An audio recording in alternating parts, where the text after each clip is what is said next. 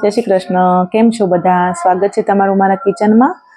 आज આપણે પાલક પનીરનું શાક બનાવવાના છીએ તો એના માટે મેં અહીંયા 2 બંચ પાલક લીધી હતી, જેને 2 થી 3 પાણીથી સારી રીતે ધોઈ અને કોરી કરી લીધી છે।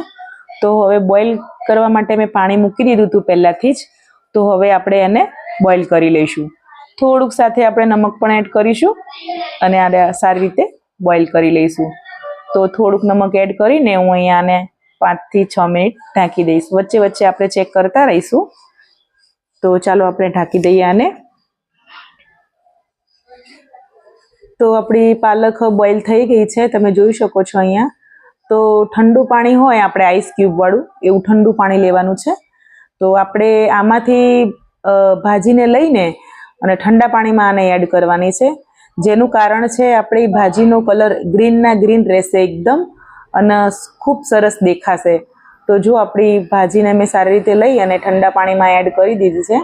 આપણે બધી જ ભાજીને સારી રીતે લઈ અને ઠંડા પાણીમાં એડ કરી દઈશું। તો મેં બધી ભાજીને લઈ લીધી છે। તો આને હવે આપણે બ્લેન્ડરમાં બ્લેન્ડ કરી દઈશું, મિક્સરમાં। મેં અહીંયા મિની મિક્સી લીધી છે અહીંયા, તો હું એમાં બ્લેન્ડ કરી દઈશ। તો આવી રીતે આ પ્રોસેસ આપણે કરીએ ને કે ભાજીને ગરમ પાણીમાંથી લઈને અને આપણે આઈસ ક્યુબ વાળા ઠંડા પાણીમાં એડ કરવાથી ભાજીનો કલર એકદમ સારો અને ગ્રીન રહે છે। તો પેસ્ટ બનીને રેડી થઈ ગઈ છે, જોઈ શકો છો કલર એકદમ ગ્રીન છે। તો ચાલો સબ્જી બનાવવાનું સ્ટાર્ટ કરીએ, આપણી પનીરની પાલક પનીરની સબ્જી। એના માટે મેં તેલ ગરમ કરવા મૂકી દીધું છે। 1 તેજ પત્તું, 2 લાલ સૂકા મરચાં, અડધો કટકો તજ, જીરું અને 3 લવિંગ લીધા છે। તો એ આપણે તેલમાં એડ કરી દઈશું। ગેસની ફ્લેમ એકદમ ધીમી રાખવાની છે, જેથી કરીને આપણો વઘાર દાજી ના જાય। તો મેં અહીંયા એડ કરી દીધા છે મસાલા। હવે આપણે અહીંયા ડુંગળી કટ કરીને રાખી છે, મેં 4 થી 5 નાની નાની સાઈઝની ડુંગળી હતી એ કટ કરી લીધી છે સારી રીતે, તમે જોઈ શકો છો અહીંયા વિડીયોમાં। આને સારી રીતે આપણે રોસ્ટ કરીશું 2 થી 3 મિનિટ માટે। સારી રીતે પાકી જાય પછી આપણે બાકીની પ્રોસેસ ચાલુ કરીશું। એક પછી એક આવી રીતે પ્રોપર રીતે આપણે જો આપણી શાક બનાવીશું ને તો એકદમ પ્રોપર ટેસ્ટ આવશે। તો ચાલો આપણા આદુ, મરચાં અને લસણ એની પણ પેસ્ટ બનાવીને રાખી છે, તો એ પણ આ સમયે આપણે એડ કરી દઈશું। આદુ, મરચાં અને લસણની પેસ્ટ તમે આ સમયે એડ કરો ને તો એનો પ્રોપર ટેસ્ટ આવે છે। જો પહેલાં આપણે એડ કરી દઈએ ને તેલમાં તો એના કરતાં ડુંગળી આપણી ફ્રાય થઈ જાય અને પછી આપણે આ એડ કરીએ ને તો એનો ટેસ્ટ ખૂબ સારો આવે છે। તો આ જ રીતે પ્રોસેસ કરજો તો ખૂબ સારો ટેસ્ટ આવશે શાકનો। આને થોડી વાર પાકી જાય પછી આપણે આમાં ટામેટાં એડ કરીશું। ટામેટાં પણ મેં અહીંયા 4 થી 5 મીડિયમ સાઇઝના લીધા હતા, એની પણ મેં પ્યુરી બનાવી લીધી છે। તો ચાલો આપણે ટામેટાં પણ એડ કરી દઈશું। હવે મસાલા આપણા સતળાઈ ગયા છે, તો હવે ટામેટાં એડ કરી દઈશું। ટામેટાં આપણે એડ કરીએ ત્યારે આપણે નમક એડ કરવાનું, જેથી કરીને ટામેટાં ઝડપથી પાકી જાય અને એકદમ મિક્સ થઈ જાય આપણી મસાલામાં। તો ચાલો આપણે સારી રીતે મિક્સ કરી લઈએ, જેથી કરીને બધા જ મસાલામાં આપણા ટામેટાની પ્યુરી સારી રીતે ભળી જાય।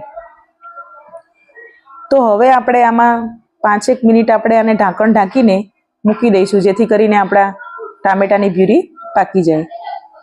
તો ચાલો આપણે ચેક કરી લઈએ આપણે ટામેટાની પ્યુરી પાકી છે કે નહીં। તો તમે જોઈ શકો છો તેલ બધું છૂટું પડી ગયું છે અને સારી રીતે ટામેટાં અને ડુંગળીને એક સરખું બધું પાકી ગયું છે। તો આ ટાઈમે આપણે મસાલા એડ કરી લઈએ, જેના માટે થોડીક હળદર એડ કરું છું અહીંયા, હું થોડીક જ એડ કરવાની છે, વધારે નહીં। ધાણા જીરું એડ કરીશું 2 ચમચી નાની, થોડુંક મરચું પાવડર એડ કરીશું, થોડોક ગરમ મસાલો એડ કરીશું। મસાલા તમે તમારા ટેસ્ટ પ્રમાણે એડ કરી શકો છો, વધારે ઓછા જેવું તમારા ઘરમાં ખવાતું હોય એ પ્રમાણે તમે મસાલા એડ કરી શકો છો। અહીંયા જો તમારી પાસે કિચન કિંગ મસાલો હોય તો એ પણ તમે 1 ચમચી એડ કરજો તો ખૂબ સારો ટેસ્ટ આવશે। મેં અહીંયા ગરમ મસાલો એડ કર્યો છે। તો બધા જ મસાલા એડ કરી દીધા છે અને હવે બધા જ મસાલાને આપણે સારી રીતે હલાવીને એક સરખા મિક્સ કરી દઈશું। હવે આપણા મસાલા પાકે ત્યાં બાજુમાં હું પનીરને રોસ્ટ કરી લઈશ। આ રીતે જો આપણે ડાયરેક્ટ પનીર એડ કરીએ શાકમાં એના કરતાં આવી રીતે થોડુંક ઓઇલ અથવા તો બટર તમને જે ગમતું હોય લઈને અને ધીમા ગેસે આપણે આવી રીતે થોડું પનીરને રોસ્ટ કરીને એડ કરશું ને તો પનીર તમને ફીકું નહીં લાગે અને શાકનો ટેસ્ટ 4 ગણો વધી જશે. તો હું અહીંયા થોડાક મસાલા એડ કરી દઈશ, થોડુંક મરચું પાવડર અને થોડોક ગરમ મસાલો. તો તમારી પાસે કિચન કિંગ મસાલો હોય એ તો પણ તમે પનીર ઉપર થોડો સ્પ્રિંકલ કરી શકો છો, તો વધારે ટેસ્ટ આવશે. તો આવી જ રીતે થોડા 2 મસાલા એડ કરીને આપણે આવી રીતે પનીરને રોસ્ટ કરી લેવાનું, જેથી કરીને આ બધા મસાલા છે એ પનીરમાં એબ્ઝોર્બ થઈ જાય અને પનીરનો ટેસ્ટ પણ ખૂબ સરસ આવે.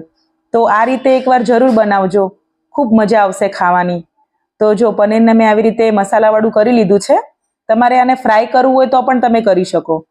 તો બાજુમાં તમે જોઈ શકો છો આપણી ગ્રેવી પણ પાકી રહી છે અને અહીંયા આ બાજુ આપણા પનીર બી રોસ્ટ થઈ રહ્યા છે. તો આ બંને પ્રોસેસ એક સાથે ચાલુ છે આપણે બંને ગેસ ઉપર. તો આપણી ગ્રેવી હવે થઈ જ ગઈ છે ઓલમોસ્ટ. તો ચાલો આપણે હવે પનીરને નીચે ઉતારી લઈશું અને ગ્રેવીમાં એડ કરવાની પ્રોસેસ આગળની ચાલુ કરશું. તો ગ્રેવી આપણે એકદમ સરસ થઈ ગઈ છે. તો હવે આપણે એને થોડી વાર મિક્સ કરીને આપણે અંદર પનીર એડ કરી દઈશું. પહેલા આપણે પાલકની જે પ્યુરી બનાવી હતી એ એડ કરી દઈશું. જો છે ને એકદમ ગ્રીન કલર. આ પ્રોસેસ કરવાથી ખૂબ ગ્રીન કલર આવે છે ઠંડા પાણીમાં એડ કરવાથી. તો જોઈ શકો છો તમે અહીંયા વિડીયોમાં એકદમ ગ્રીન કલર કેટલું સરસ દેખાઈ રહ્યું છે. જોતા જ ખાવાનું ઈચ્છા થઈ જાય એવું દેખાઈ રહ્યું છે. તો આ બધું જ સારી રીતે આપણે મિક્સ કરી લઈશું અને 5 મિનિટ માટે આને ઢાંકીને રાખી દઈશું. તો 5 મિનિટ થઈ ગઈ છે, આપણે ચેક કરી લઈએ. તમે જોઈ શકો છો અહીંયા વિડીયોમાં તેલ આપણું છૂટું પડી ગયું છે અને મિક્સ કરતા દેખાઈ રહ્યું છે કે એકદમ સરસ. જોઈ શકો છો નજીકથી. જુઓ એકદમ ગ્રેવી આપણી પાકી ગઈ છે. જુઓ, અને બધા જ મસાલા અને બધી જ વસ્તુ પાલક પ્યુરી બધું એક સાથે એક બધું ભળીને રેડી થઈ ગયું છે. તો આ ટાઈમે આપણે પનીરના સોતે કરેલા ક્યુબ એડ કરી દઈશું અને બધું જ એક સાથે આપણે સારી રીતે હળવા હાથે મિક્સ કરી લઈશું. જો આ રીતે આપણે પ્રોપર સ્ટેપ બાય સ્ટેપ એક સાથે એક આવી રીતે બધી રીત અપનાવશું ને તો આપણું પનીરનું શાક ખૂબ ટેસ્ટી અને સારું બનશે. આપણે રેસ્ટોરન્ટમાં જવાની ક્યારેય જરૂર નહીં પડે. ઘરે જ આપણે ઓછા ખર્ચામાં આટલું સારું બનાવીને રેડી કરી શકીએ છીએ.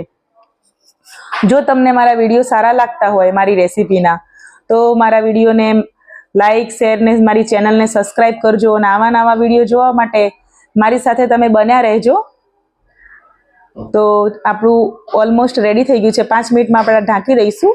તો ચાલો આપણે ચેક કરીએ. તો જુઓ, તમે જોઈ શકો છો એકદમ સરસ રેડી થઈ ગયું છે. તેલ અલગ થઈ ગયું, ગ્રેવી અલગ થઈ ગઈ. તો આપણું શાક બની ગયું છે. તો ગેસની ફ્લેમ બંધ કરી દઈશું અને શાકને આપણે સર્વ કરી લઈશું. અહીંયા મેં સર્વ કરી લીધું છે શાકને, તમે જોઈ શકો છો. તો પાલક પનીરનું શાક બનીને રેડી થઈ ગયું છે. બાજુ મેં ભાખરી સર્વ કરી લીધી છે. તો તમને મારા વિડીયો પસંદ આવતા હોય તો લાઈક શેર ને સબસ્ક્રાઈબ કરજો.